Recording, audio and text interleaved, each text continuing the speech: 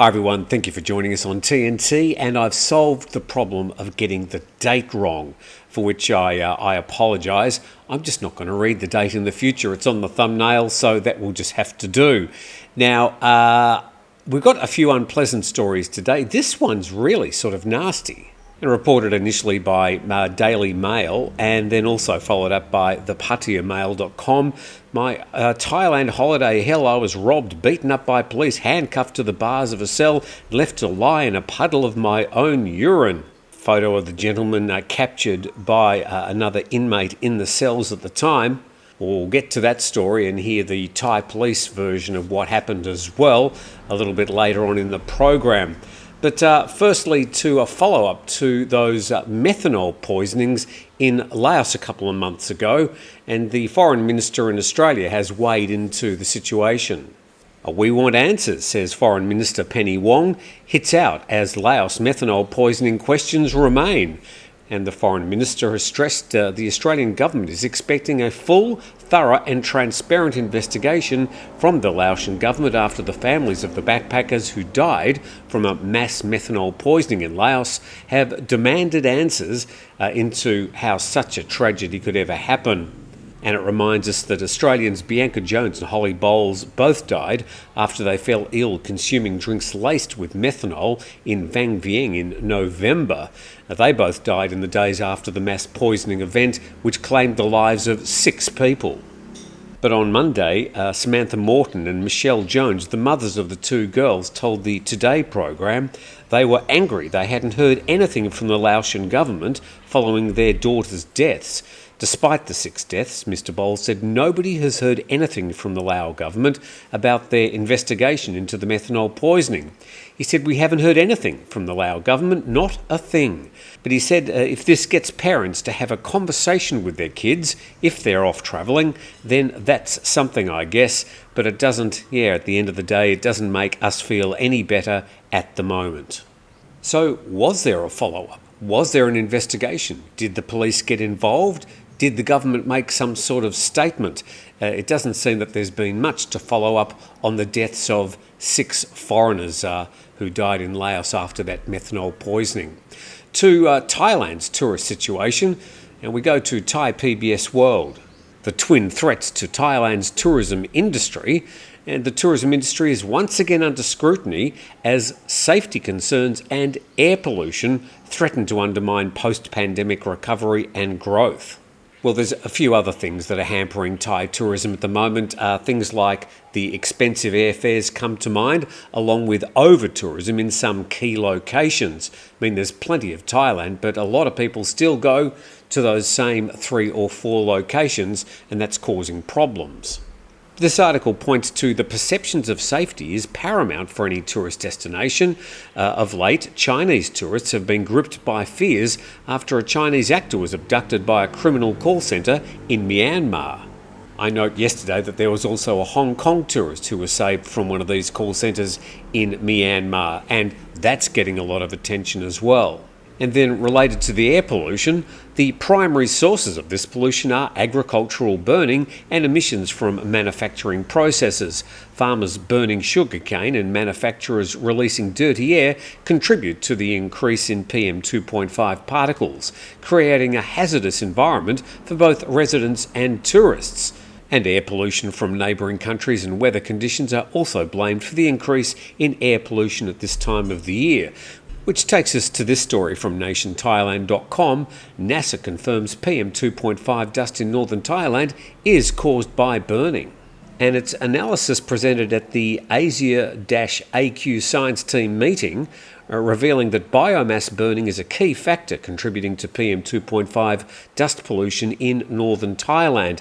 And measurement of primary and secondary organic aerosols, had to read that twice, are taken from NASA's airborne instruments as well as atmospheric compounds linked to combustion. And the article finishes, the research results will be included in a joint GISTDA-NASA report, which is scheduled for public release in late February this year. Well, if it's taken them 2 decades to get some sort of proof exactly what this air pollution is, and that it's not incense from Chinese temples, it's in fact mainly the agricultural burning, then so be it. But Probably time they do something about it.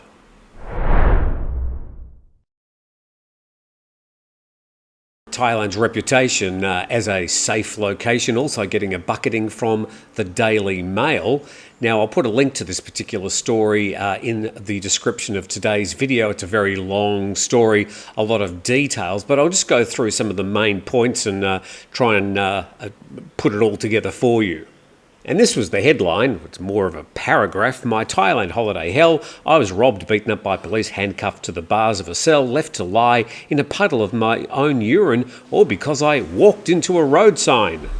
And British tourists' dream getaway to Thailand spiralled into a living nightmare after a bizarre chain of events saw him assaulted, jailed twice, and stripped of his belongings, all for accidentally damaging an entrance sign. And it describes Mr. Andrew Hopkins, who's 55. He was staying at an Airbnb in sunny Pattaya when he decided to take a late-night stroll through the neighbourhood. And as Andrew made his way out of his apartment, he mistakenly knocked into the entrance sign of the neighbour's residence. As we'll find out from a response from the Pattaya Police later, even details like that appear to be incorrect. And at 21 stone, 8 pounds, the tourist admitted to damaging the sign. And by the way, that's 137 kilograms. He's a big boy. And moments later, the local police arrived at the scene and things took a violent turn. This has been published along with some video which was allegedly taken inside the particular cell where Mr. Hopkins was being held.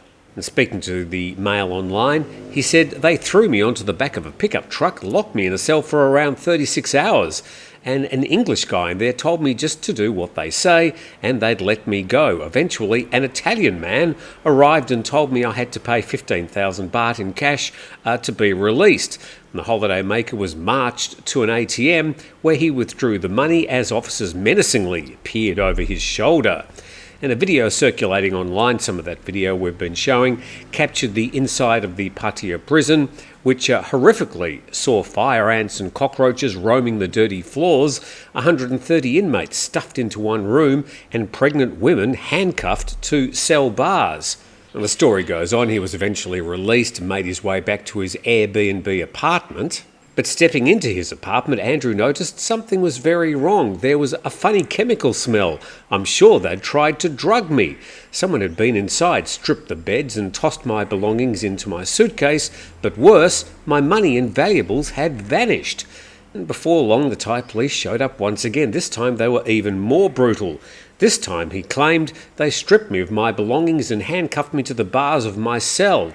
Left lying on a grimy floor with his arm raised and bound to the bars in his prison cell, Andrew was forced to urinate over himself. And getting down to the end, he's now pursuing claims with Airbnb insurers and his own travel insurance. And then he says, tourists, the apostrophe in the wrong place there, to Thailand have zero rights in Thailand. Thais honour other Thais. Tourists are seen as marks to be fleeced and robbed at every opportunity. So, a serious story, serious allegations, not made in a court. He's now back in the UK making these claims. Let's read a response from Pattaya Police. And this published in the PattayaNews.com. The police strongly deny assault and extortion claims by British tourists in foreign press, release evidence contradicting his claims. So it starts off with a summary of what happened to the man, finishing by saying Pattaya Police, however, insist they followed legal procedures and did nothing incorrectly. And a video released online showed the alleged deplorable conditions of the cell at Pattaya Police Station. Andrew claimed more than 130 prisoners were reportedly locked together, along with a pregnant woman that was handcuffed to the bars. Pattaya Police say the pictures and footage shown by the claimant were not the Pattaya Police Station. Well, I would have thought that would be fairly easy to prove. And then Andrew allegedly destroyed a car barrier, not a sign as originally reported, at his lodging, and after being called by security, police took him in to calmed down, fining him only 100 baht before releasing him. Later, Andrew returned to his original accommodation, but his room was cancelled by his landlord due to an alleged history of making loud noises and problems while drunk, causing other commotion and altercations between Andrew and the owners of his lodging. This according to police, and they strongly denied stealing anything from Andrew and his claims of extortion. A further investigation involving multiple police agencies is underway to ensure transparency in the justice process, say Pattaya Police, who stand by the fact they followed procedures and did nothing unusual. So some fairly serious allegations made by Mr. Andrew Hopkins there are defaming the Thai police. There's probably not much that can be done. This is never going to go to court. We're never really going to hear the real truth. But I'd be interested to hear what you think about this particular case. It seems that there are two quite different stories of exactly what happened. The Bangkok Post have gone so far as to put pen to paper in an editorial, something they don't do that often. Well, let's check it out. It's headed PM Must Pull Plug on Scams. It starts by talking about a visit by the Chinese Vice Minister for Public Security, Liu Zhongyi. One of his demands is that Thailand cut off the energy supply and internet services which feed the illegal operations of the call centres, specifically in Shui Koko and KK Park.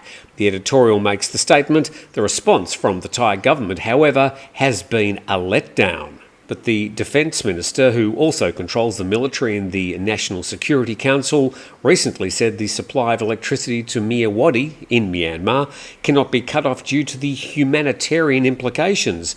This is not only because there are hospitals, but also because many civilians rely on the power generated in Thailand. And it finishes by saying, as the head of the National Security Council, the Prime Minister should step in to put an end to this circus before she leads a delegation to Beijing, this would be today, to celebrate the 50th anniversary of diplomatic relations between the two countries. So you can be sure that this particular issue will be on the agenda during her talks. There's another story in the Bangkok Post. Let's just check about some of the actions being taken by Thailand. It talks about some actions after a meeting yesterday. The government will slash electricity supplies to areas in Myanmar that are suspected of being used by criminal syndicates to run their operations by 50%. But then it starts getting all a bit wishy-washy. He said he would travel to Mae Sot district on Thursday to inspect the situation along the Thai-Myanmar border, after which he would issue the order to reduce the electricity supply to the area by 50%. And before the meeting, the National Security Council Secretary-General said authorities will consider all relevant information and that some of these scam syndicates appear to be linked to casino operators operating across the border in Myanmar. Meanwhile, the Provincial Electricity Authority Deputy Governor said the PEA will launch surveys in areas believed to be used by criminal gangs before cutting off power supplies. And Mr. Anerton, who's a Deputy Prime Minister, said while the Ministry has the authority to stop the supply of power to these areas, we need more information from other agencies. The article finishes, some have speculated that rifts in the coalition are complicating the crackdown effort. Well, the bottom line is that sweet FA is being done so far, and there's just a whole lot of handballing from one department to another saying they can take the responsibility, not our problem. So at the moment, these online scam gangs are operating at full speed, and they're probably just having a good laugh across the other side of the border. And with all that, I thank you for watching today. Please subscribe to the channel if you want to catch up with the news every day. We're here Monday to Friday, along with a live program on Saturday. And of course, a big thanks to 5 Star Marine, and we'll see you tomorrow.